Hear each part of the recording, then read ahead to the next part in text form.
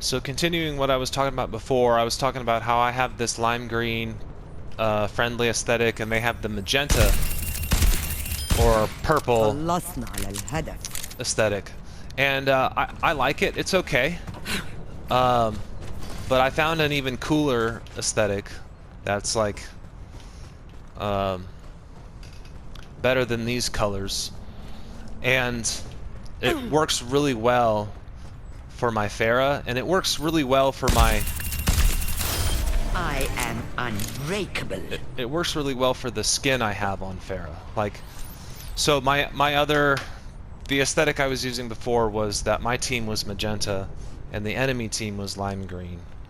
And the lime green makes the enemy really easy to see. Or maybe it doesn't.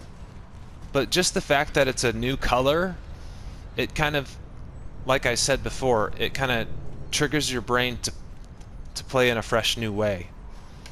And so anyways, my other aesthetic is magenta team, lime green enemy. And if you get that magenta down here in the bottom left corner with your Farah on the, I think, the Mecha Queen skin, and you get that purple and you get the Mecha Queen skin, and then you get on fire and you're on purple fire with a skin that really matches the purple, and then like the gun also matches the purple really well. You get this really cool aesthetic that like no one else has. And then so once you have that aesthetic with Farah, then you can choose the crosshairs that that make that aesthetic even cooler. And so I'm actually looking at Anna right now and thinking about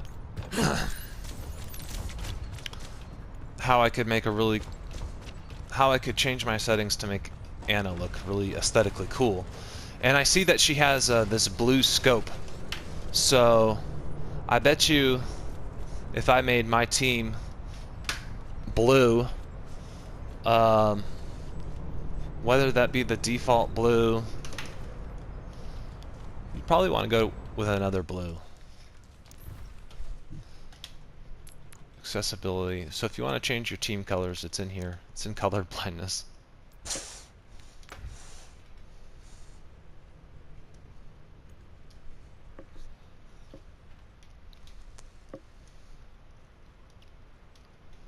So the enemy. So if I wanted to look at, yeah, exactly what I was saying. If I wanted to look at changing Anna's aesthetic, to make the Anna HUD look really cool, I would make my team aqua blue to match her scope. So then the scope will really pop. And then the enemy team, I'm gonna change them back to lime green, I think, because it's just so easy to see them when they're lime green. The lime green, it kind of pops like yellow, but it's more subtle. And so like if I chose yellow to make the other team pop out, I mean they would pop out, but it's just kind of uncomfortable to look at that yellow. So the lime green is a good in between. It pops, but it's also smooth. And so then these, I don't really even fucking know what they do, but I just try to make them match the previous two colors I picked. That pink maybe looks okay. I'm thinking pink and lawn green.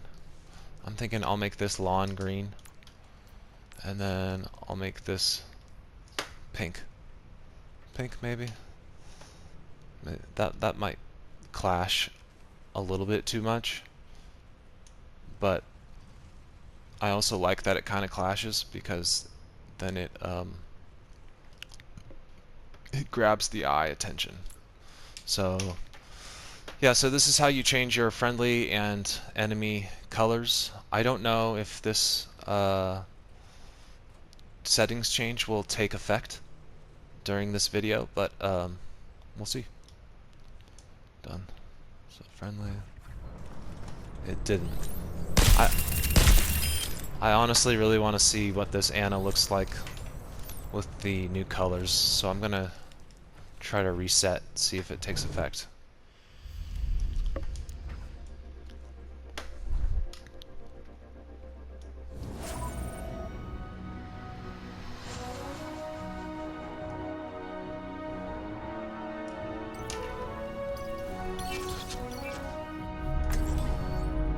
I will Yeah, not it took effect. leave a broken world behind. So now I've got the color of my player icon really matching my Anna skin and my Anna scope.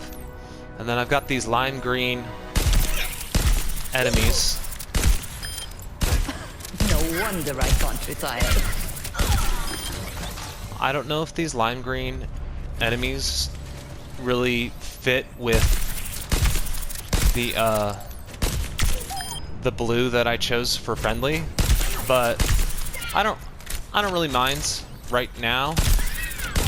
I am Because they still pop really good. They still pop out really good. And so I've got my blue scope, and as you see, like when I scope in, and if you look at this scope, look at the HUD with the scope up, and my blue is matching my friendly blue color. I think that's really cool. You know, but does this magenta work? As far as like skill goes, it works. But does it work aesthetically? And I would say no. I don't think it works aesthetically. So, but I think what will work aesthetically is some red. So a good old red and blue go together. The red, so the red crosshairs in my scope, they'll contrast everything else in my HUD and my aesthetic that's blue. So I really like that a lot. So I've got this deep blue for my head, I've got a deep blue for my scope, I've got a deep blue, a light blue when I scope in, and then I've got a red which aesthetically counters my blue, and also I am unbreakable.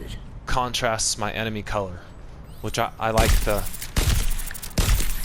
try to contrast the enemy color. I would say though that I think these crosshairs are a little bit too big, and I think I could do fine with smaller crosshairs. I think I could do fine with smaller crosshairs, but I'm gonna use the box, which is pretty much the same as crosshairs.